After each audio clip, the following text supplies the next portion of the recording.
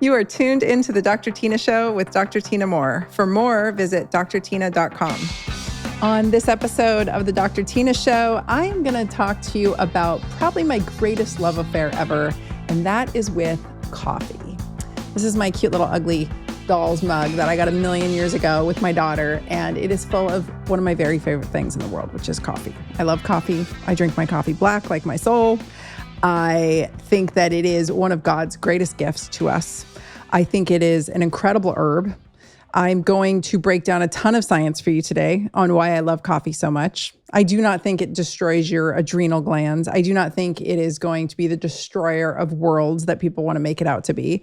In fact, anytime someone says, I recently quit drinking coffee, I'm like, why? Why would you take one of the great joys of living on this planet? Like, this planet is such a crazy place. And I have wondered so many times, like, why am I even here? And like, what the F am I even doing here? Like, it's such a busted situation my entire life. Like, what a busted situation. But I get to wake up every day and have hot coffee. And I cannot tell you the joy it brings me. I don't know why there's not a coffee essential oil at this point, because the mere smell of coffee makes me feel like everything's going to be okay. Like, just walking into a coffee shop or smelling the coffee getting ground in the morning by my husband, it just immediately invokes calmness and joy and this feeling of like everything is going to be okay because I have my coffee. I drink coffee all day long. I drink a ton of coffee. I flippin' love coffee. I think it is honestly such a potent herb. And you think about it, it's really a tea from the coffee bean. It's a hot water extraction from a coffee bean. And the coffee bean has been processed in a certain way to bring out its most vital constituents. And then we grind that up. Key here, you got to grind it before you drink it. You lose a lot of the benefits of coffee if you buy pre-ground coffee. So I am a big fan of grinding it right away, right as you're going to use it. Each pot is freshly ground. I'm a big fan of the French press, although there are various arguments out there that you get different constituents when you use a filter, don't use a filter. I'm not going to get into all of that. I would probably need to interview a coffee nerd to really get into that. But I am going to share some of the data, and I'm going to share with you my favorite brand of coffee and the coffee that I use at home. I am a coffee snob, admittedly. I am a butter snob. There are just certain things I will not skimp on. I do love a cheap cup of coffee as much as anyone else. I don't care where I get my coffee from. I'm a little worried about what it's going to do to my gut.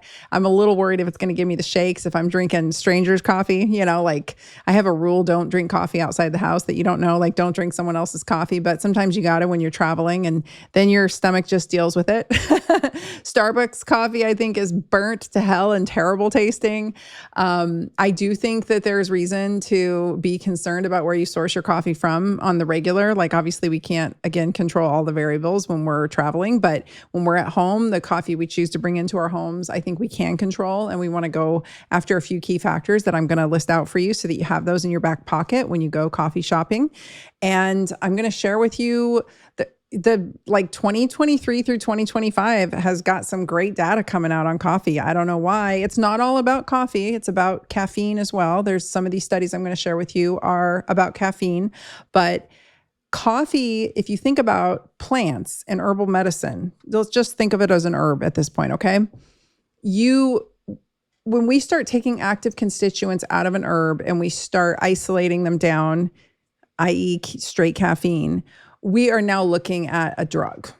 We're not looking at an herbal medicine. Herbal medicine is the entirety of the plant and the magic of all of those different cofactors working together synergistically, stacking within the confines of that plant. And so, we might be using the root of a plant or the leaves of a plant or the berries of a plant. We're going to get different things out of different parts of the plant.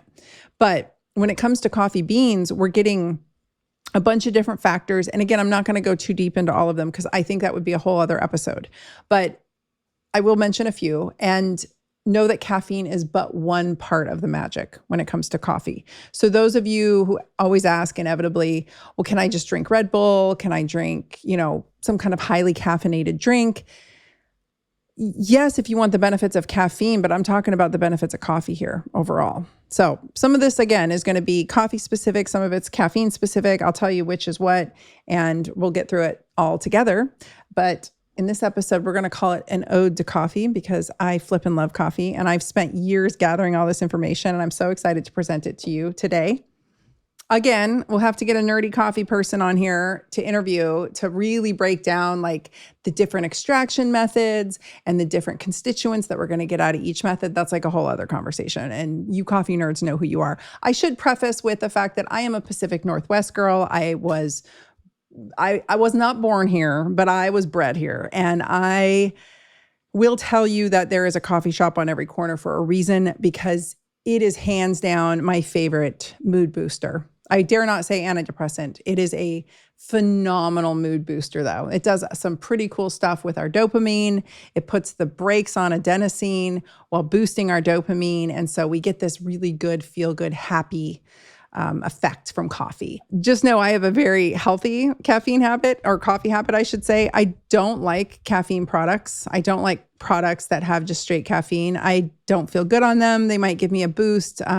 Even like a pre-lift formula, I don't love it. I really love the beauty of the plant, of the coffee bean, of the magic that is in that coffee bean. Like I said, it's a beautiful herb. And in herbal medicine, we respect the whole plant and not just the active constituents being pulled out and then like hyper concentrated, right? So without further ado, my cool glasses have somehow disappeared. So I am just wearing my ugly readers from the office supply store. I'm going to jump around a bit because the way that I've got like 14 pages of notes here. The way I broke this down, it's all over the place. So we're just going to jump all over. I tried to organize it, but it just got out of control. And the fun of it is that I kind of discovered all of these things along the way and like random thoughts interjected along the way. What I do want to preface with is I am a doctor. I am not your doctor. I will tell you there are different metabolizers of coffee and caffeine. You're either a slow metabolizer or you're a fast metabolizer. If you are a slow metabolizer, caffeine is brutal on you and it sucks and you don't feel good on it and you don't like it. And it keeps you up all night and it gives you heart palpitations and it can raise your blood pressure.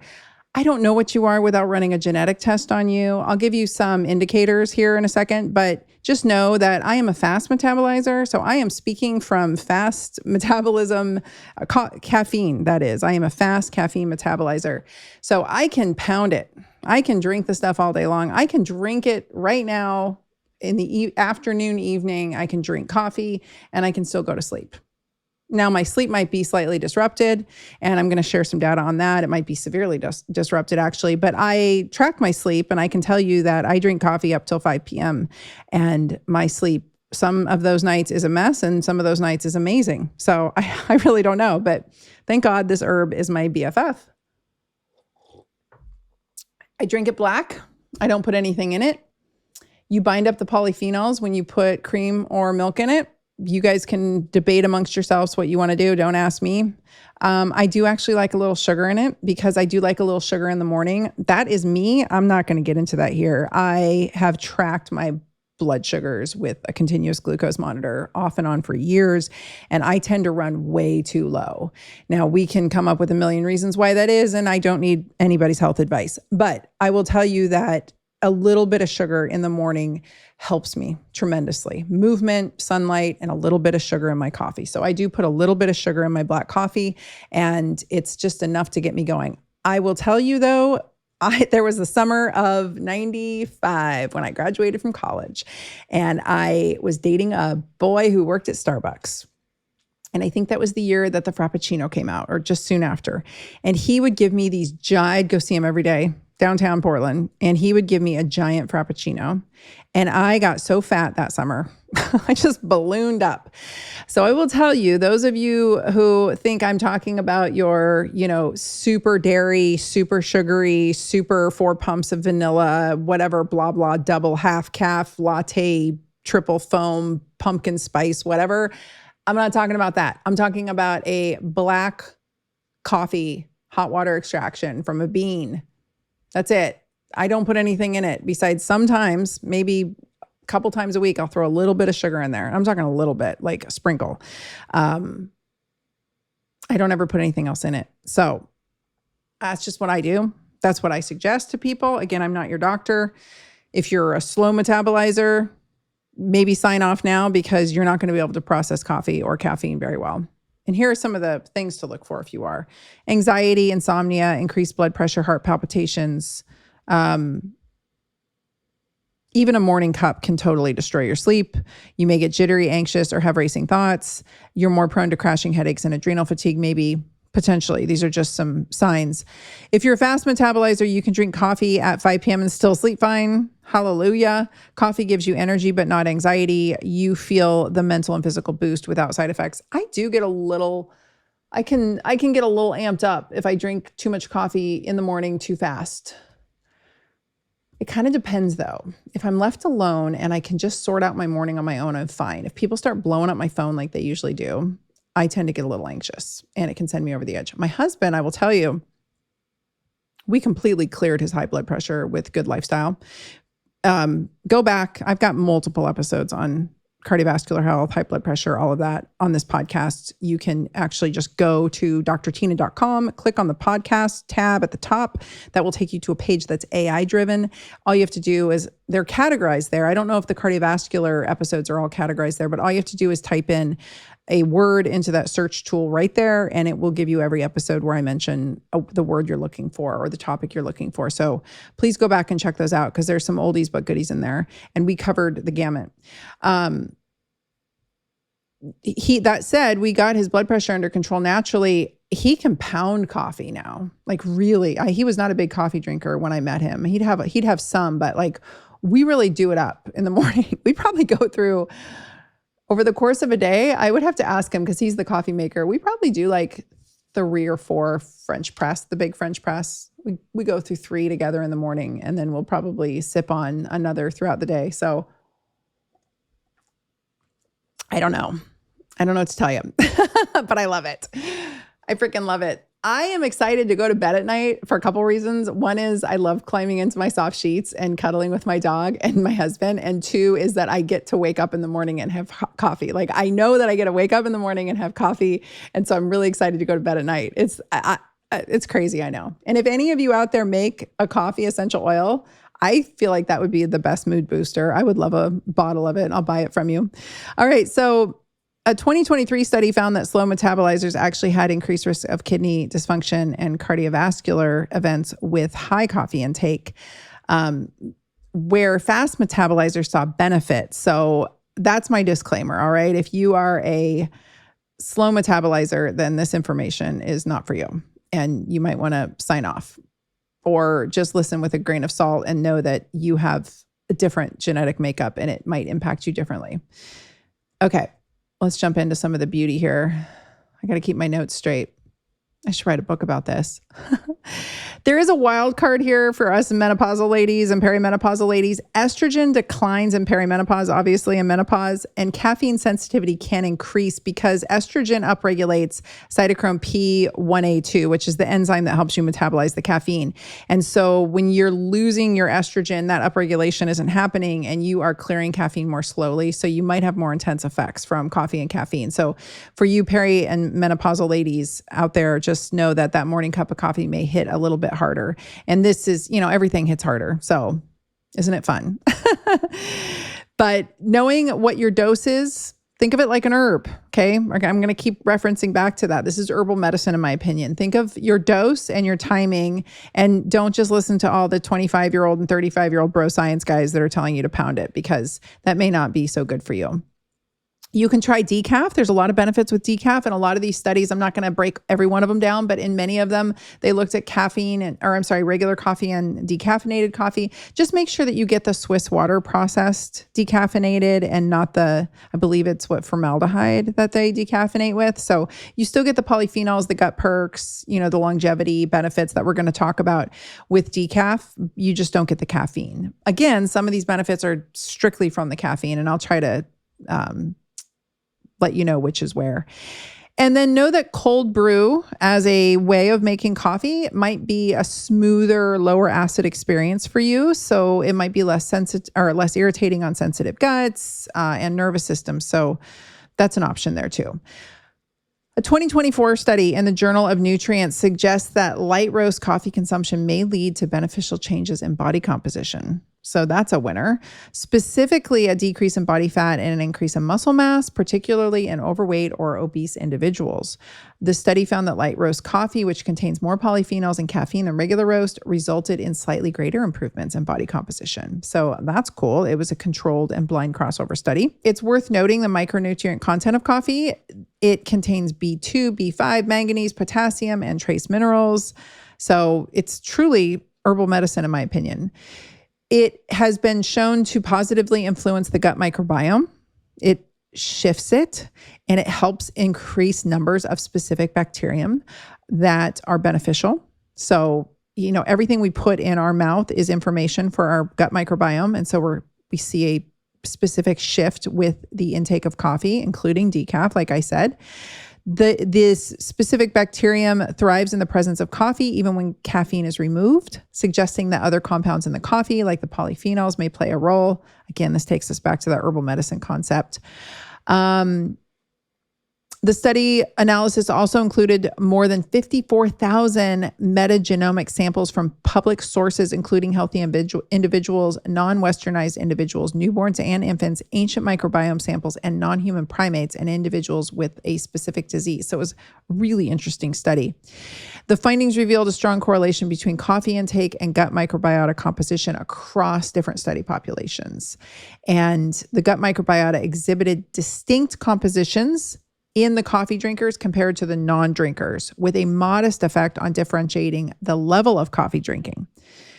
So in general, coffee showed stimulatory rather than inhibitory effects on the abundance of gut microbiome species. That's great. We want a more diverse, in the gut, we want a lot of diversity. That is correlated with better health. The strongest association of coffee intake was observed with the abundance of gram-positive bacterium Laciniobacter asaccharidosis. This association remained the same for both decaf and caffeinated coffee. So pretty cool and good information. There's a compound in coffee called chlorogenic acid, and it is one of the main polyphenols in coffee. Gut microorganisms metabolize it to caffeic acid, quinic acid, and several other metabolites. Gut microorganisms responsible for this biotransformation include several of the microbiota that we know in the gut. So just know that the gut microbiomes take the things that you ingest and turn them into something else, or use them, or help your body use them. And so this is why diversity is important. And then this chlorogenic acid is pretty cool. It does a bunch of cool stuff in the body. Moderate caffeine intake, 200 to 300 milligrams a day. So about 3 cups a day. I like to just roughly think of a cup of coffee as having 100 milligrams. That's a good kind of, barometer, if you will.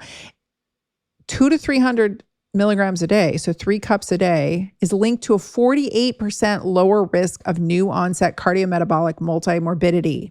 This was in 500,000 participants, age 37 to 73, over an 11-year period. They also found that moderate caffeine intake was linked to lower levels of low-density lipoproteins.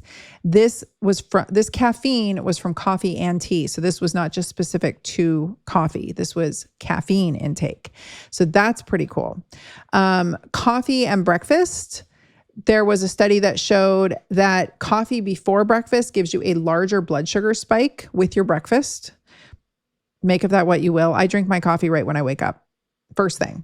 I don't do any of this Huberman wait 90 minutes nonsense. I drink it right away. I don't know where he came up with that. I'm sure he has data surrounding it. Whatever. I literally wake up excited to drink coffee. That's like one of the main reasons I get out of bed in the morning. So I'm going to drink my coffee. I don't care. Let's see. Coffee, like I said, coffee blocks adenosine, which is a molecule that will bind and make you feel sleepy.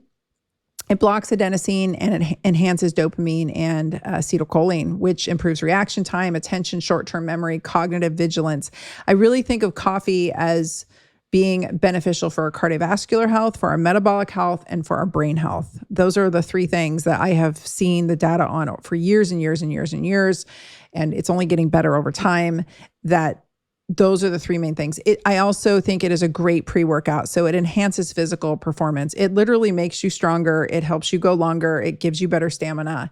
It helps increase adrenaline. It helps increase fatty acid mobilization so you can burn the fat. It helps with motor unit recruitment. So your muscles actually do what the muscle memory, the mind muscle connection. It improves endurance, strength and power, enhanced muscular contraction. It protects the liver. It protects against fatty liver, you guys, which is, I have a whole podcast episode about that. If you have cardiometabolic dysfunction, which 94% of US adults have, you have liver issues. And this non-alcoholic fatty liver disease is what's going around, and it's super common. And I'll let you listen to the whole podcast episode, but coffee protects the liver. And I think that's really important. It decreases the risk of liver cirrhosis significantly. And it actually decreases the risk in one study of liver cancer, because if you can decrease cirrhosis, you decrease the cancer risk. This is a big deal. So booyah. It improves gut motility. We know that, right? You drink coffee and it's like pushing a button. You got to go poop. It improves gut motility. It gets things going. It keeps microbial balance in check because of that. One of the cardinal symptoms of SIBO is this like lack of peristalsis, meaning the gut motility just doesn't go. And so coffee helps with that. It stimulates bile and gastric acid secretion, which helps improve digestion overall. And it increases bifidobacteria, which is such an important microorganism. It's very specifically beneficial to human health, bifido. So again, booyah, like give me more coffee. It's rich in polyphenols and antioxidants. It is rated as the number one source of antioxidants in the Western diet. It boosts mood, motivation, and dopamine, like I said. It actually increases dopamine transmission in the prefrontal cortex, which is so important, especially for young people. Young people don't have a prefrontal cortex that's fully developed until they get into their 20s. That's why I joke that like, unless you're 25, you're 12. You guys know, you have young people in your lives. I of course, I love young people and I love to hear what they have to say, but I take it with a grain of salt. Until somebody turns 25, you all know what I'm talking about. If you have a young person in your life who's suddenly turned 25 and they're like, oh, so-and-so's acting like an adult. That's the prefrontal cortex coming online. So, allowing dopamine transmission into the prefrontal cortex, I think, can be very beneficial. Stress, chronic stress, adverse childhood events, all kinds of things that young people do to them, that they go through or that they do to themselves, like, utilizing THC, et cetera. Those things can really put a damper on the prefrontal cortex development. And so this is something that can help. Coffee. I started drinking coffee when I was 14 and I was like, oh my God, why didn't someone give this to me sooner? I had way more clarity. It was significantly mood boosting for me, and it helped with my ADHD, which I didn't know I had at the time. It really helped me focus. So I'm a big fan. Studies are really showing that like 2 to 4 cups is kind of the sweet spot. Some of the biohacker guys are going up to like 800 milligrams of caffeine a day. I think that's hardcore. And again, if you're a slow metabolizer, that's not going to be helpful for you. But I think 2 to 4 cups is a really reasonable spot. You can maybe 4 to 6 cups if you really want the most health benefits, but I like the 2 to 4 cup range. And I would say obviously avoid caffeine within 8 hours of bedtime. So if you go to bed at 9, stop drinking. An easier way to remember this is if you're sensitive to it at all, stop drinking it by noon. Have your last cup by noon. Some of you, I'm going to tell you, you probably want to stop drinking after your morning cups. That's going to have to hold you through the day. And others, I would say, especially as we hit perimenopause and menopause and our sleep is getting disrupted, noon seems to be, that's kind of my magic number of like, oh. And then I just kind of play Russian roulette from there. If it's 4:00, it's a nice day. And I'm like, woohoo, I'm going for it. We'll see. What happens to me is I don't have any trouble falling asleep. I get to sleep. And if I've had too much caffeine that day, I will wake up around midnight and I'm like, I am awake. Let's go. That's really, my brain's going, all the ideas are flowing, and it makes it difficult to, get back to sleep. So maybe not the best. Let's see. I got more here. I have so much more to share with you. It's anti-aging, it's anti-inflammatory, it's neuroprotective. It's really neuroprotective, you guys. It does very good things on the brain. It boosts mood. The effect of all of these things supposedly is highest if you have it with food. Now, I drink my many cups in the morning without food, but then I do have some food right around maybe 9 or 10 o'clock.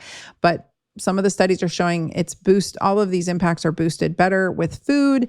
It improves the way we produce energy in our mitochondria, which we all desperately need. It enhances mitophagy, which is the natural, healthy breakdown of diseased mitochondria. It promotes mitochondrial biogenesis. It activates, this is the cool part. So you guys have heard me talk about like AMPK and mTOR. It activates PGC1 alpha, which is part of that pathway. So it's giving you this mitochondrial biogenesis impact, which is awesome. It boosts endurance, energy output, and resilience to aging because we have better functioning mitochondria. It improves mitochondrial energy production. It increases ATP synthesis and enhances activity of mitochondrial enzymes. It helps, again, with fat loss because it helps with fatty acid oxidation and getting those systems working and revving better. I think it's, a phenomenal pre-workout.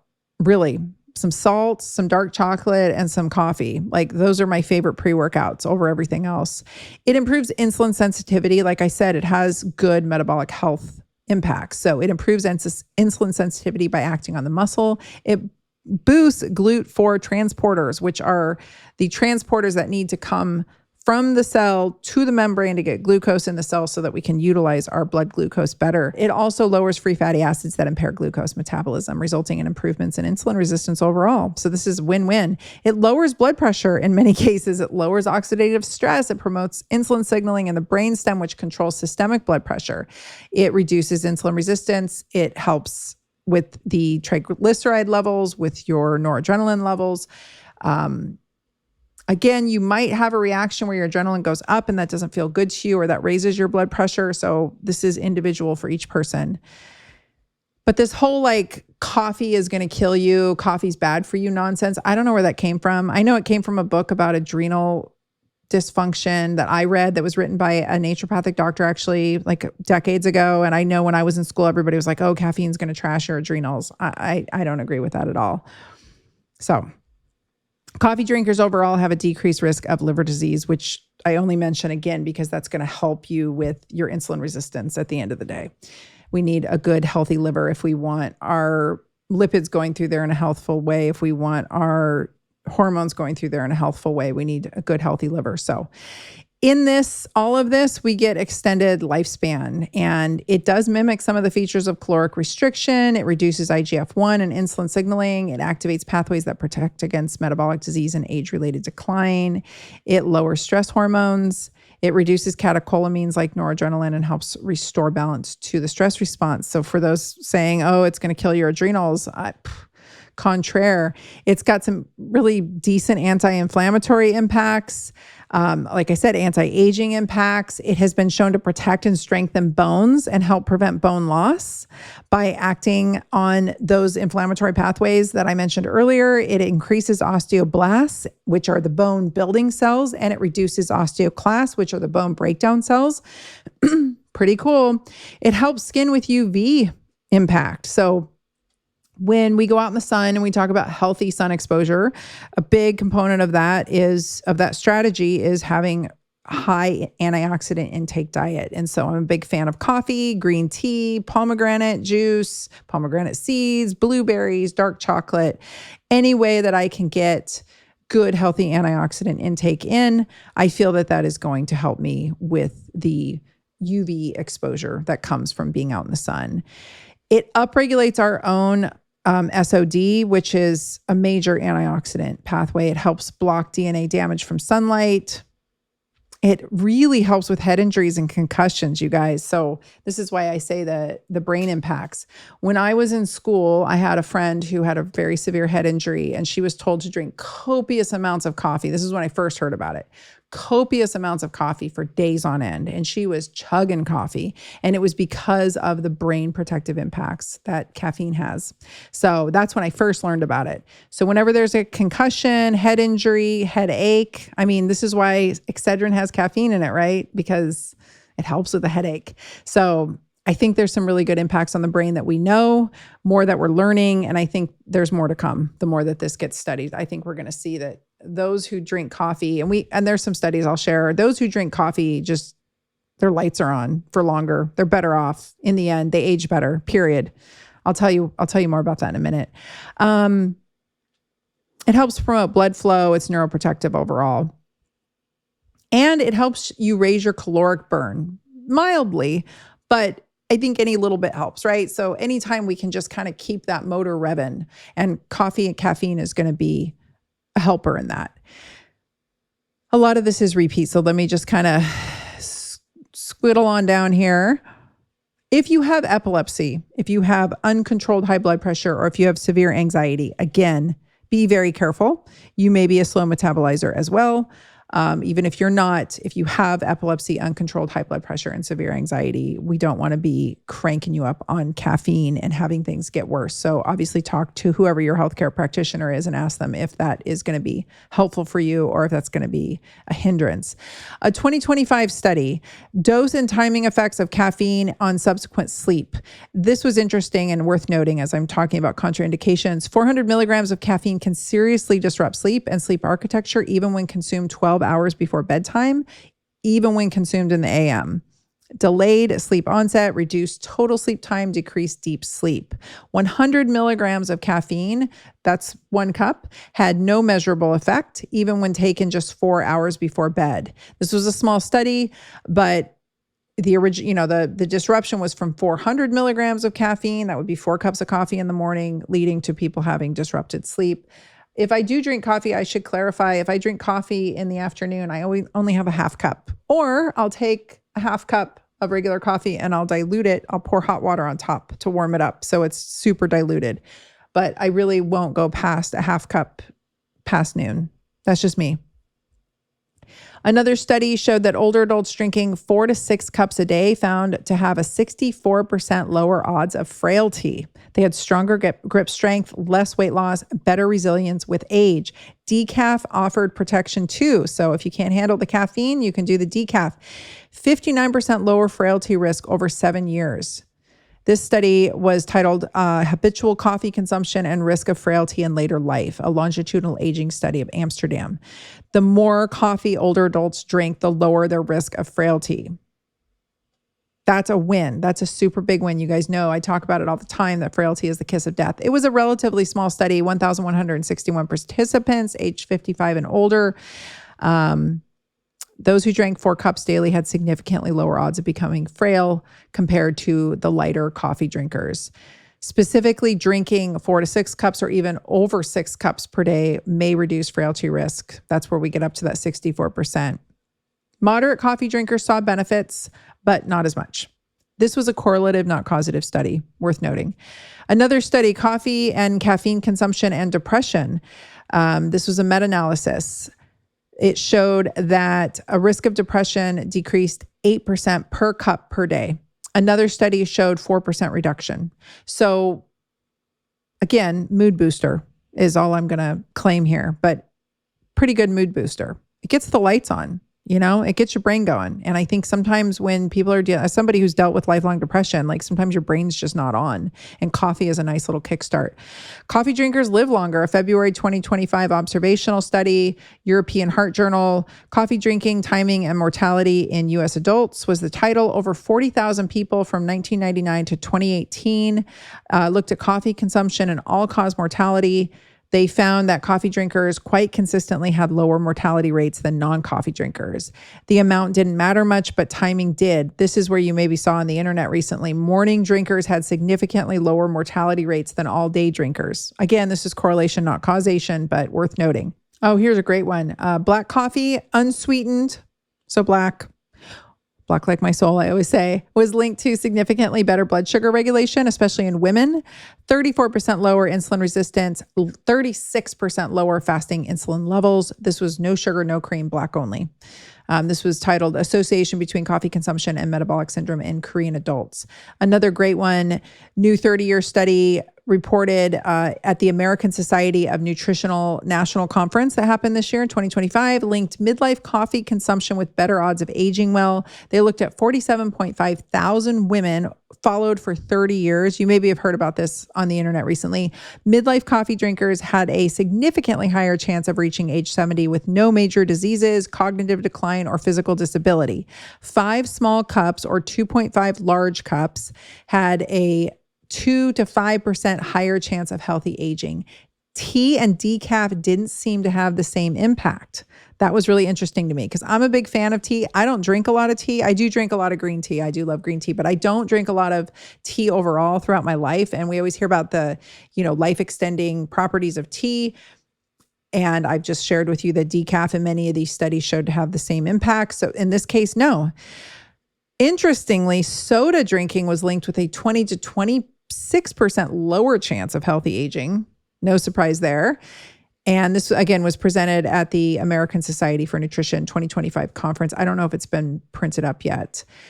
The same group that did this study did a different study that talked about this cytochrome P1A2 genetic variations, and they showed that slow metabolizers may not benefit and could possibly be harmed by higher coffee intake, as I mentioned earlier in the episode. So not all coffee is created equal. And I want to give you, before I go on with more benefits, I want to share with you some of the things that you need to think about. You need to think about your coffee sourcing. I like Kion coffee. Kion, I think, makes a fantastic coffee. They have a light roast, they have a dark roast, they have a medium roast. In some of these studies, light roast tends to have more caffeine than dark roast.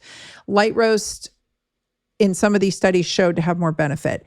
Not all of them, but in the ones where they looked at it, light roast does seem to win. So if you like light roast, Kion's light roast coffee is fantastic. And I'm snobby about my coffee. Light roast usually cracks me out and feels like jet fuel. And I don't get that jittery, terrible feeling that I do usually when I drink light roast, when I drink Kion. So I don't know what it is. My body loves it. It's probably because many of the ways that it is handled, which I'm going to go into. So it's organic, it's fresh roasted, it's specialty grade. They have nitrogen flushed packaging, which matters. The way things are packaged in stores matters a lot for mold growth. And it's got a high cupping score.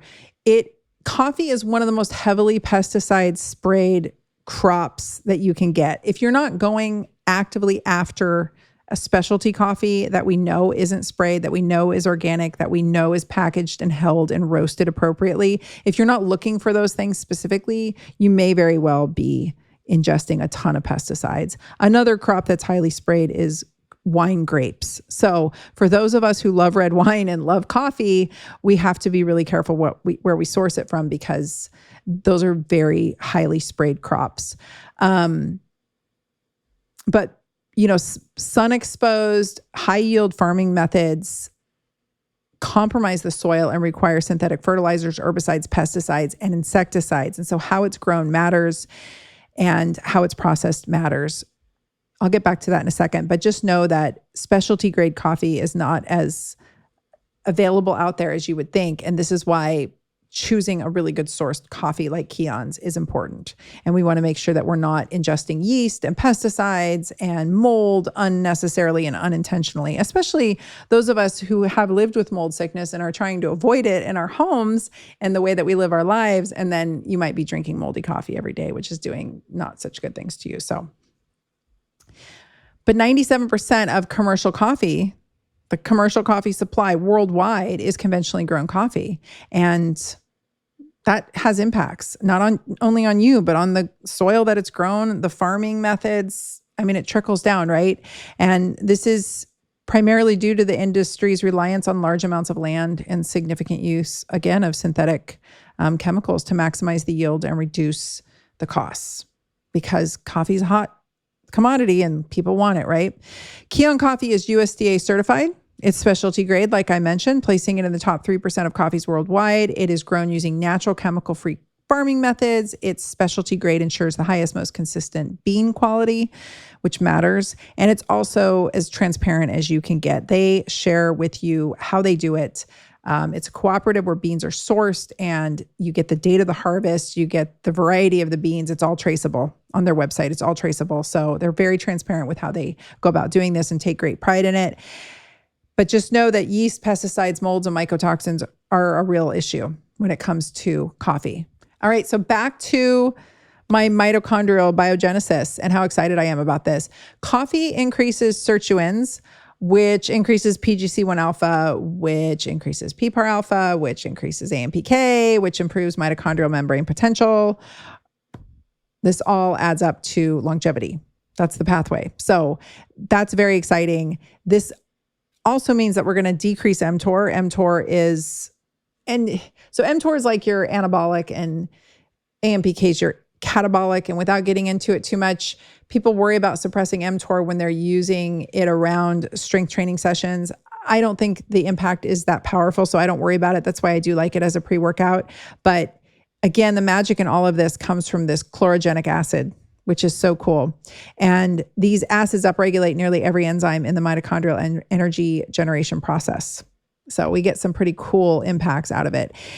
This is from a study called Dissecting the Cell Cycle Regulation, DNA Damage Sensitivity, and Lifespan Effects of Caffeine in Fission Yeast. This was in yeast, but they were looking at this pathway specifically. This is the pathway that drugs like metformin act on. When people talk about using metformin for longevity, it's the same AMPK pathway. It may lengthen telomeres. It may positively impact epigenetic age. It may improve testosterone levels and adiponectin levels. It may lower interleukin-6, C-reactive protein, insulin, estrogen, leptin.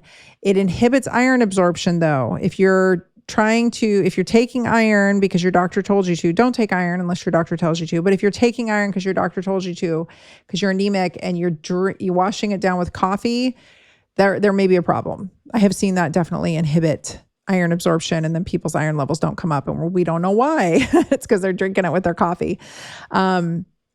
It may help with inflammatory bowel disease. It may not. The studies are mixed. Decaf has shown to increase tight junction proteins in our gut. We get leaky gut, and we want to make sure that those tight junctions are good and healthy and held. But it can go either way. It might make things worse with those too. Consumption of decaffeinated coffee. This study literally titled Consumption of Decaffeinated Coffee Products protects against the development of early non-alcoholic steatohepatitis. That's fatty liver, non-alcoholic fatty liver I mentioned before. The role of intestinal barrier function. So you guys can check that out. It may lower endotoxin levels. It may lower gut inflammation via nitric oxide. It may not. Again, the data is mixed on that. And so I would assume it's probably dose dependent and also genetics of the person drinking the coffee. Here's some great data that Rhonda Patrick shared in the couple studies that she threw out in her episode that she did, basically showing that we've got epigenome-wide association with coffee and tea consumption positively. It's anti-aging. So each additional cup corresponded to a year younger biological age. People who consumed 3 or more cups per day had a 34 to 41% lower chance of accelerated biological aging compared to non-drinkers. Regular coffee intake resulted in a 0.1 to 1 full year reduction in epigenetic age per each daily cup consumed. So we get some anti-aging benefits here. And then really great study on Alzheimer's and Parkinson's, 34 to 37% reduction in the risk of developing Parkinson's disease and Alzheimer's disease compared to non-drinkers. That study was called The Association Between Different Coffee Types, Neurodegenerative Diseases, and Related Mortality, Findings from a Large Prospective Cohort Study. So you can look that up. Even moderate caffeine intake, so not specifically coffee, caffeine, about 200 milligrams a day, so about 2 cups a day, noticeably slows cognitive decline, particularly in people already showing signs of mild cognitive impairment. High blood caffeine levels in mild cognitive impairment linked to a lack of progression of dementia. So High blood levels of caffeine, less dementia. This study was titled High Blood Caffeine Levels in MCI Linked to Lack of Progression to Dementia. It blocks adenosine, like I said, which is kind of your slow down, tired molecule, while boosting dopamine receptor activity, which is going to help you feel more motivated and it's your get up and go. Caffeine increases metabolic rate even while you're sitting. It raises total calories burned per hour. That's why caffeine is so popular in all the weight loss supplements and things like that, because it does up your basal metabolic rate. It's not huge, but we'll take whatever little bit we can get. One study showed that 100 milligrams of caffeine led to an up to 11% increase in resting energy expenditure. And that's pretty significant. The benefits of caffeine and coffee do tend to be dose dependent, meaning more is often better in most cases. And in some of these studies, people were drinking a ton of coffee, and I don't think I could handle that.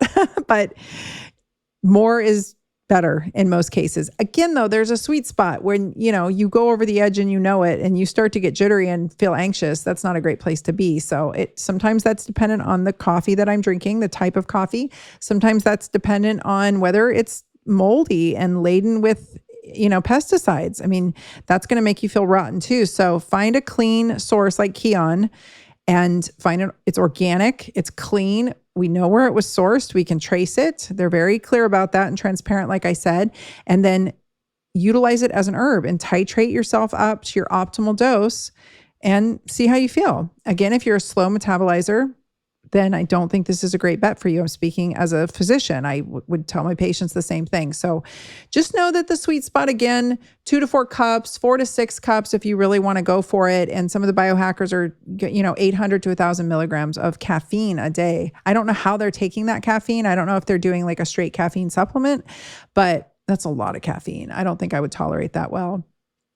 But I do think that slowing down brain aging and boosting cognitive performance, I do know from personal experience and from clinical experience that there's a sweet spot. So, if 1 to 2 cups doesn't do it for you, get yourself up there and see how you feel. And just know that it's a powerful nootropic, which is basically like a brain boosting supplement, if you will. I have a great nootropic product that's called Brain Spark that I carry in my line. And it's got a bunch of different constituents in it, no caffeine, but coffee in of itself and caffeine is a great nootropic. Heavy coffee drinkers, in this other study that I'm looking at, coffee consumption correlates with better cognitive performance in patients with a high incident of stroke, showed 27% lower levels of interleukin-6, which is a huge pro-inflammatory cytokine. So interleukin-6, big player when it comes to all kinds of health issues downstream. Inflammation, obviously, but just downstream, like cardiovascular, brain health, all of those folks tend to have high interleukin-6 levels. So 27% decreased lower levels of interleukin-6 in heavy coffee drinkers. So I aspire to be a heavy coffee drinker. This is always my goal. Like I said, it increases dopamine receptor sensitivity, leading to more happiness in general. So something to think about too. Let's see. What else do I want to tell you before we sign off? This was a interesting study. Coffee consumption and all cause specific mortality and meta-analysis by potential modifiers. They showed that drinking 1.5 to 6 cups of coffee a day linked to lower risk of early death. The sweet spot with this study was 3.5 cups a day. So again, somewhere in that like 2 to 4 cups, I think is really reasonable for a lot of people. Again, morning coffee drinkers having lower cardiovascular death than those who drink coffee all day long. I don't know how that works out. I don't really care. I'm still going to drink my coffee all day long. But caffeine does work better in the morning. It's not just because it keeps you up or maybe disrupts your sleep. It does definitely work better in the morning. And I think that drinking it right away is what's important, because I want to kick that adenosine out of there. So we're going to wake up with adenosine and it's going to make you feel like, oh, I'm tired. And I want to kick it off. I want to bind up caffeine to that receptor before the adenosine can. That's my logic. I'm not a sleep expert. I'm not a caffeine expert, but that's how I've always thought of it. So let's talk a little bit about unfiltered coffee just for a minute, because I want to let you know that it can raise your LDL. I do know that. And this is due to the diterpenes. So if you're drinking French press and your LDL is going up, there may be a correlation there. It's not going to dehydrate you like everybody thinks. It may have caffeine may have a mild diuretic impact, but there's water content in the rest of it. Because like I said, it's a hot water extraction. It's mostly water with a little bit of caffeine. I do think there's something to making sure your sodium is replaced. I do like to wake up and have some sodium replacement in electrolyte form in the morning when I wake up just to get me going. And I kind of use that to offset any sodium loss from the caffeine. But I'm not worried about it dehydrating you, blowing your adrenals, or destroying you. I think that, again, you have to play it by ear as an individual. You have to talk to your health professional if you've got any cardiovascular, epilepsy risk, if you're a slow metabolizer. But just, any of us who've dabbled with coffee know how it impacts us. If you've never dabbled with coffee, I think it's a really great herb. But just make sure your checklist is that it's organic, it's specialty grade, it's fresh roasted, it's nitrogen flushed packaging. It's not got this toxic burden. It's not full of pesticides. It's not full of mold. It's not synthetic fertilizers and herbicides and pesticides and insecticide laden. We don't want to be drinking a big old cup of toxins every single day. That's not going to make anybody feel good.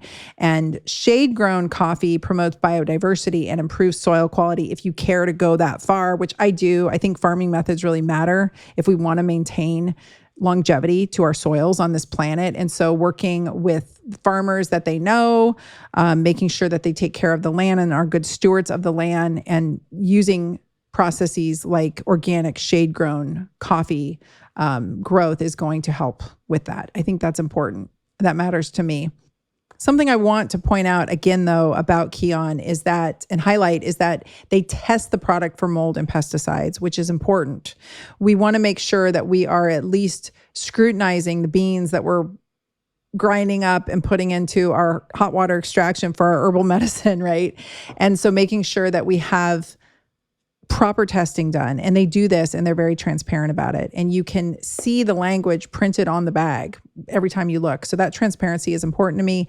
And then I know that they are using growing practices that matter and that promote longevity of the soil and help with the crop and help with the local farmers. Kion coffee is USDA certified organic, and it is specialty grade, placing it in the top 3% of coffees worldwide. That matters. And the older I get, the more this matters to me, and that we're using chemical-free farming methods, that we have a high consistency in quality of beans, and that the company's as transparent as you can get. All of those things matter to me as I get older, as I realize that my toxic bucket is filling, right? We get older, we acquire more toxins.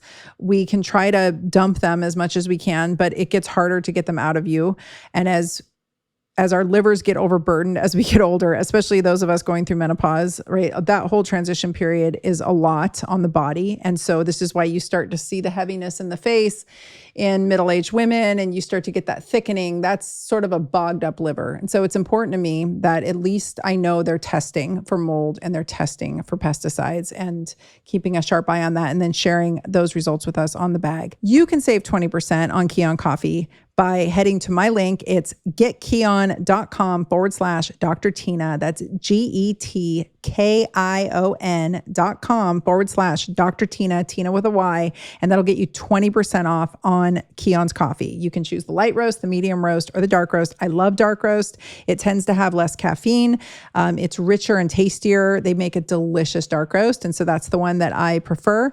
But if you head over to getkion.com/drtyna, that will give you an automatic discount of 20% off. Well, I have absolutely loved sharing with you all of the things that I have learned about coffee over the years, and sharing with you some of these studies that are more recent in the past few years, showing you my cute little coffee mug that I cherish. My daughter got this for me years ago.